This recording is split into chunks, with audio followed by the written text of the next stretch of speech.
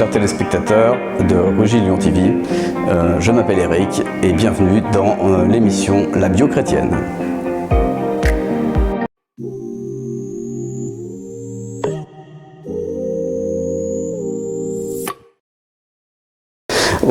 Aujourd'hui, je vais vous présenter le plus français de tous les réformateurs genevois. Je veux parler bien sûr de Jean Calvin.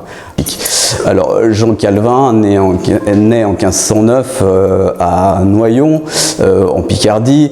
Il est issu d'une famille assez aisée, puisque son père est notaire de l'église catholique de Noyon, sans doute du chanoine d'ailleurs, et sa mère est une fervente dévote catholique également. Très jeune, grâce à son père, il obtient une bourse d'études qui lui permettent de partir à Paris pour faire de bonnes études solides. Et son père voulait le pousser vers la prêtrise, mais finalement c'est vers le droit qu'il se tournera. Il deviendra un homme de loi. Il ira étudier à Orléans. Puis en 1533, c'est là où il dit qu'il est vraiment appelé vers la réforme, vers le protestantisme.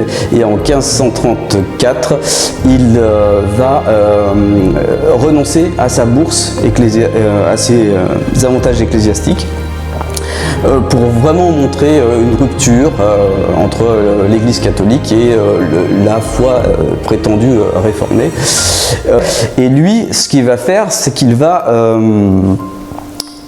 organiser l'Église, finalement mettre les jalons du protestantisme. Et d'ailleurs, il est connu pour un ouvrage qu'il a commencé en 1534, qu'il avait commencé d'écrire en latin, puis qu'il a fait traduire, enfin qu'il a traduit d'ailleurs, et pour arriver en 1559, je crois, c'est l'institution de la religion chrétienne, hein, donc où il organise un petit peu toute l'Église. Il est aussi connu pour avoir fait traduire la Bible en langue vernaculaire, c'est-à-dire en français, pour qu'elle s'adresse à tout le monde, et par son cousin, me semble-t-il, Pierre Robert, dit Olivetan. Donc on appelle ça la Bible de Genève ou la Bible d'Olivetan. Il a codifié la réforme, structuré l'Église par des fonctions ministérielles.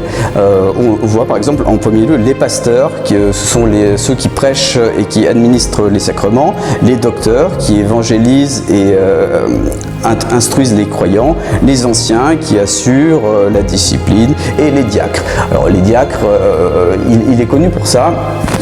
Les diacres, ça vient de diaconos, c'est des serviteurs, mais les diacres, ils s'occupent des malades et des pauvres.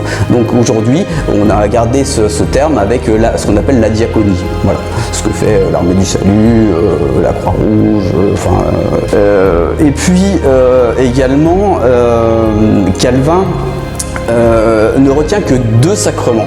Les catholiques avaient 7 sacrements, Calvin n'en retient que 2. Pourquoi il n'en retient que 2? Parce que dans la Bible, on ne parle que de 2 sacrements.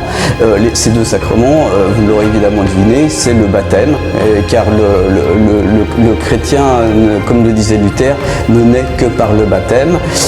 Et également la Sainte Seine, puisque des mots même de notre Seigneur, faites ceci en mémoire de moi. Voilà, donc c'est les 2 sacrements, d'ailleurs, qui sont restés dans le protestantisme. Si vous allez dans une église luthéro-réformée aujourd'hui, il n'y a que ces deux sacrements. Vous me direz, oui, mais les mariages, les enterrements, etc.